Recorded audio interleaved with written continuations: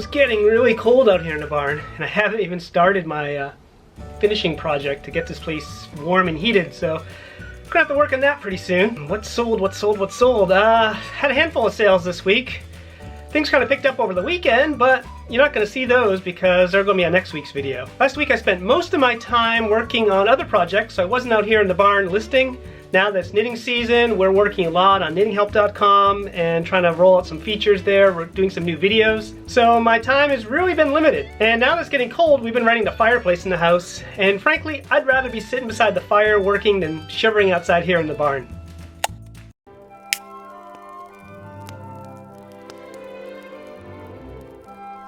This is an ornate Victorian bronze figure. It's a cherub angel. It's got a really nice ornate base on it. It's quite heavy. And often these will be marked with a maker stamp. This one doesn't have one, but often they'll say B&H or Bradley and Hubbard. There's a popular maker of these. This piece here probably was a candelabra and probably had a lot more going on at the top here, and it probably fell and broke off. And somebody decided to kind of deface it and drill a hole through this, put in this light fixture on the top. So it's not as valuable as it would be if it was fully intact, but I put this up for $99, no best offer, and I got a lot of interest right away. A lot of watchers, a lot of views, a lot of lowball kind of people just messaging me asking if I'd sell it for significantly cheaper, and I held my price. I paid about $15 or $20, I believe, for this piece at auction, and somebody just came in last night and bought it for full price for 99 bucks. Another obscure electronic part sold. This came out of that vintage electronic components lot I bought about 3 years ago at auction. This is just some sort of rectifier, and I had two of these. I had them up for about 3 years. I saw no action on them whatsoever. I lowered the price down just a little bit, maybe a couple bucks, about 6 months ago or so, and now both of them have sold. So this one here sold for $16. This is an old pencil sharpener. It's a Boston KS.